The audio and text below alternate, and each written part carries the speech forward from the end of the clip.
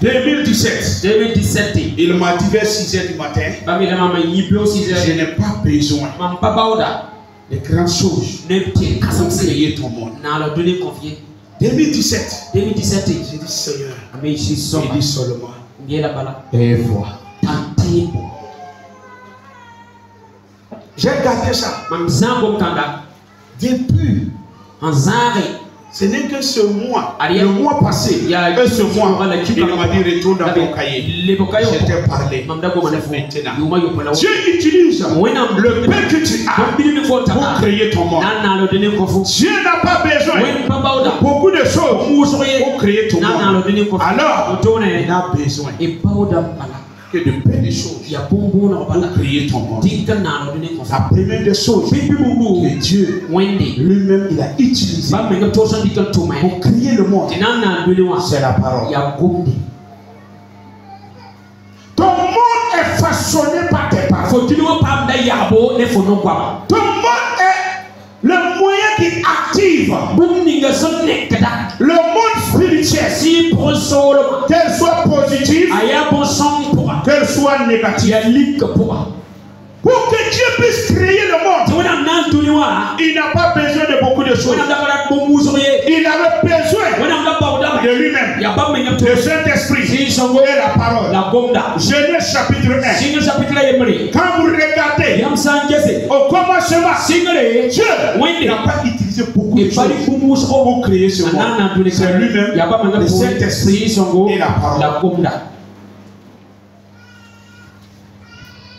Genèse chapitre 1, le verset 3. Puis, Dieu dit. Chapitre 6. Et le verset 6. Puis, Dieu dit. Le verset 9. Puis, Dieu dit. Le verset 11. Puis, Dieu dit. Si vous prenez le commencement de Genèse chapitre 1, il dit l'esprit se mouvait au-dessus des eaux. Il n'y avait rien. Et Dieu dit, et la chose arrive. Donc, il a besoin que la parole. Quelqu'un qui fait un miracle doit savoir corriger son langage. Quelqu'un qui fait utile entre les mains de Dieu doit corriger son langage. Écoutez, la Bible nous dit que les ténèbres couvraient toute la terre. Mais comme Dieu ne voulait pas les ténèbres, il n'a pas parlé des côtes de ténèbres. C'est tout ce qu'il avait besoin. Que Dieu parle. Tout ce que toi aussi tu as besoin. C'est à ça que tu dois parler. Tu dois parler. Dieu dit que la lumière soit. Et la lumière soit. Il n'avait pas besoin de ténèbres. Mais regardez, nous parlons trop de nos ténèbres. Nous parlons trop de nos problèmes. Nous parlons trop du rejet, trop de moquerie. Dieu en a besoin que ta parole. Même le diable, il ne peut pas te forcer. C'est ta parole. Il nous aussi la besoin. Si tu dis, je ne m'en sortirai pas, le diable dit fermer les portes. Si tu dis, je suis malade, la voix du va au lit. Je suis pauvre. Le péché te gagne même pas. Voilà pourquoi, pour créer le monde, Dieu n'a utilisé que la parole. Avec Moïse est sorti de l'Égypte. Il connaissait la puissance de Pharaon. Il connaissait la force de la sorcellerie de Pharaon. Il connaissait les magiciens de Pharaon. Il connaissait le pouvoir de Pharaon. C'est pas quelqu'un qui ne connaissait pas la maison de Pharaon. Dans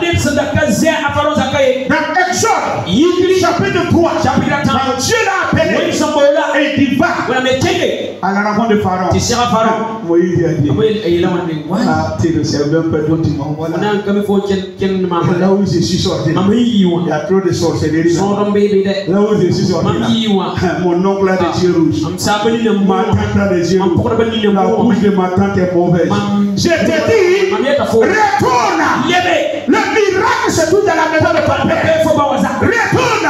Tu auras la fécondité.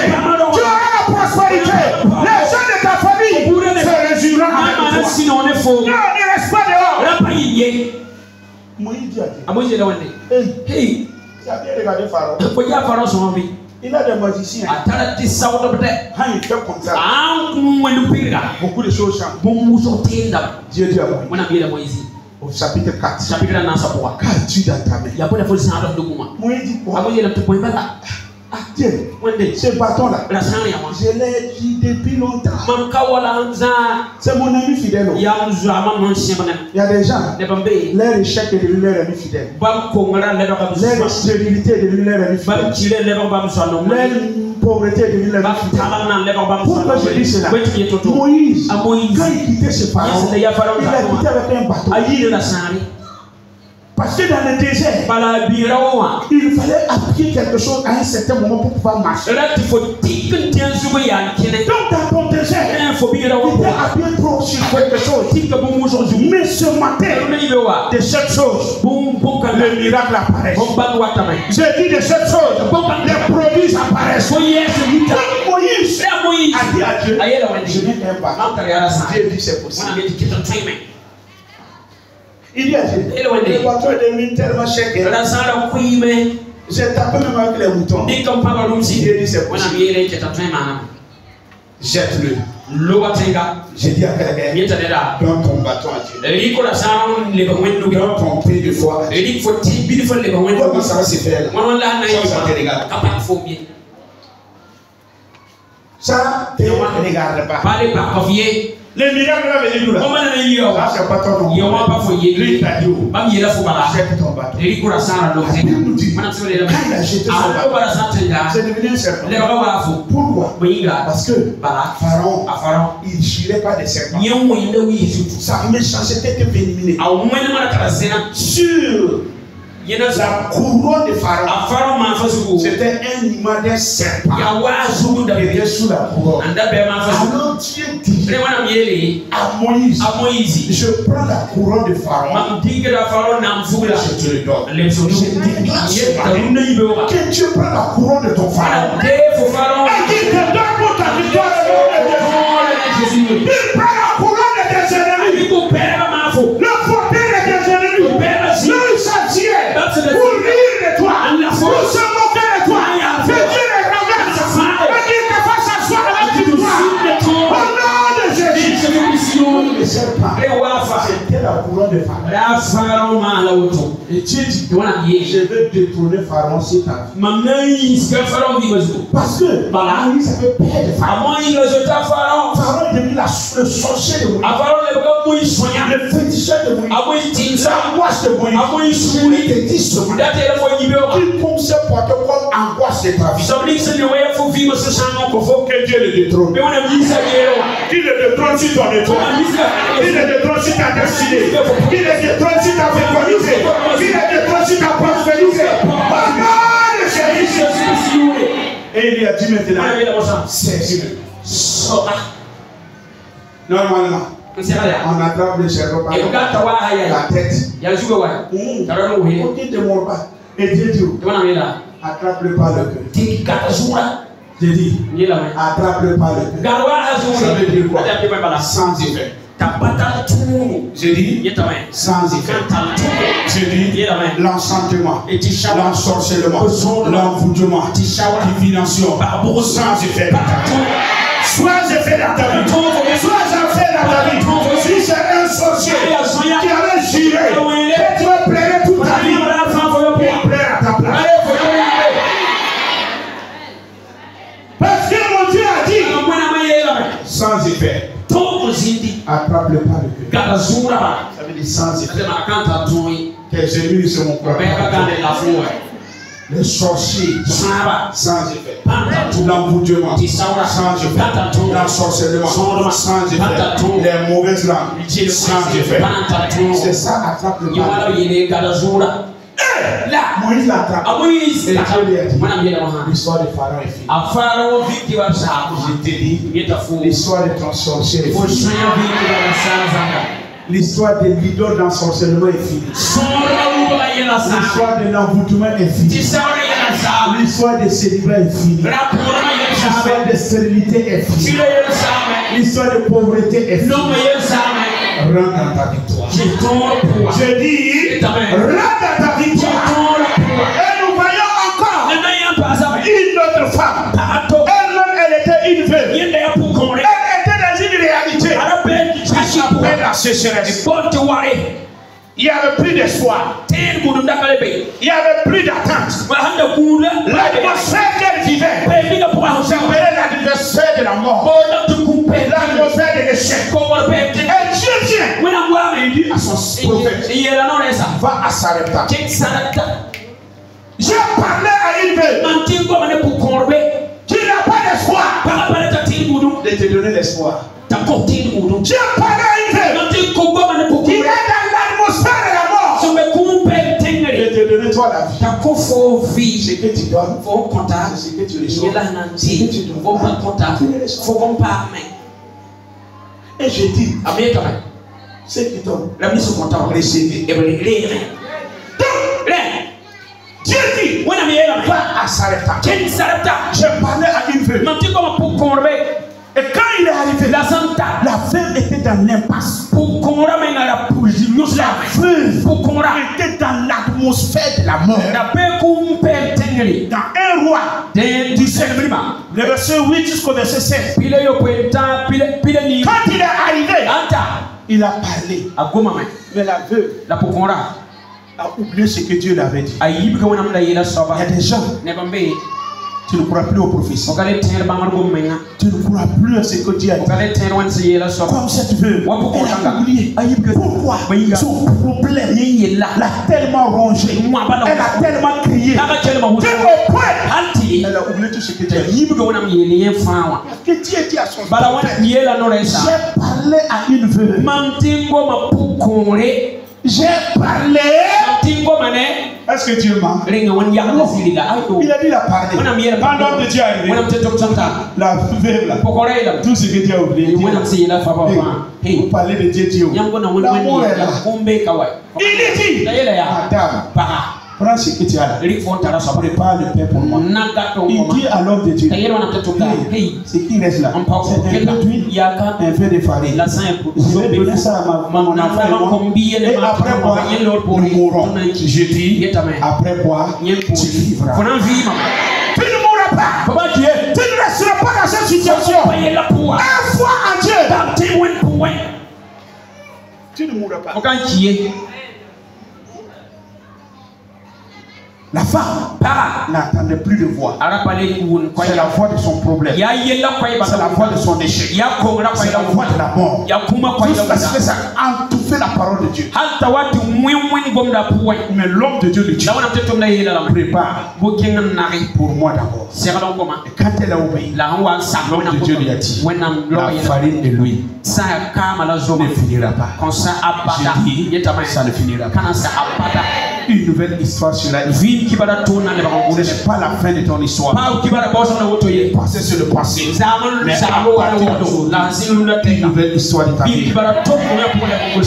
Le pain de farine qui symbolise la parole. Le pain d'huile qui symbolise l'onction a amené la vie chez la femme.